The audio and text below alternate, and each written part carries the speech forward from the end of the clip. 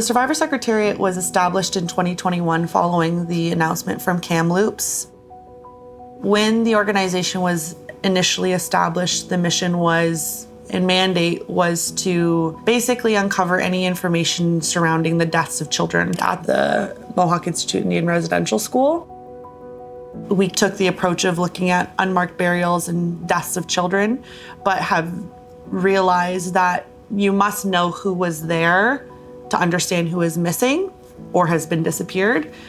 So over the years, our approach has expanded, and now we're capturing everything that is related to the Mohawk Institutes. That would include the history, individual experiences, as well as the surrounding areas.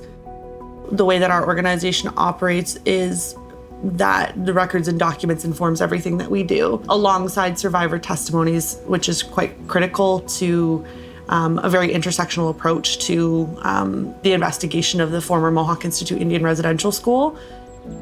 We created a youth-led ground search team that worked with us from May until September each year. And for 3 solid years, we had consistent young people on the ground. We were able to bring them together with survivors who shared why the work was so important for them. And over the course of those first 3 years, because of the stable funding, we were able to really work in a focused way to uncover the names of just over 6,000 children.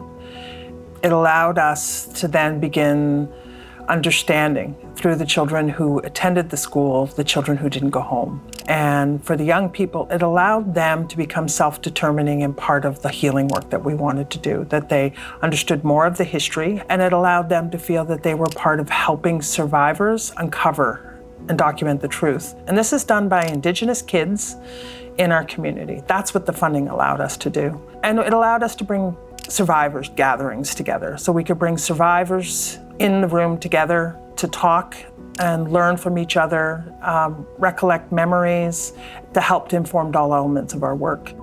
Our survivor network is actually encapsulated of 60 different communities.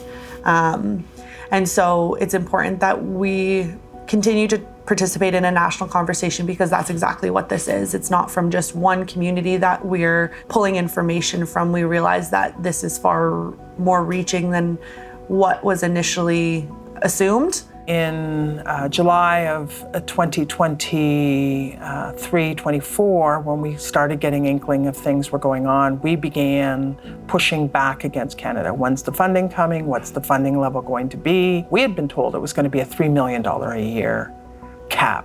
And for us, that was going to be hard given the progress we were doing in the work. When Canada announced that they were not only not doing 3-year agreements, they were going to move to a yearly funding agreement and cut our funding to $500,000 a year, it was devastating. And so over the last year and a half, with $0 from Canada, we have continued to press for funding to continue our ground search, our focus on creating a database that will help us and other communities find children that they're looking for, and to proceed with commemoration activities we're doing, as well as staff as Secretariat. My focus over the last almost 2 years now has shifted from really focusing on implementation of the mandate to trying to find the funding to keep us alive. For people to understand why their communities and their families look the way they do, we have to come back to this particular period in history that isn't far from us.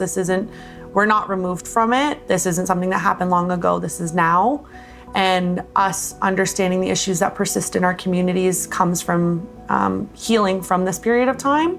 I don't blame the everyday Canadian for what happened. They didn't have a role in the operation of those schools. But if you don't stand to have the truth told, you have a role to play in being complicit in keeping this a secret. And it's a shame to all people in Canada when we cannot stand united to say, this is cruel what was done, this was inhumane what was done, and we must heal this scar nationally and for the children who were taken and for the legacy that remains in their families. What I ask is, please think about what you would be doing if this was your children that was taken. And would you be working every day to make sure that no other child happens to have this experience like we did?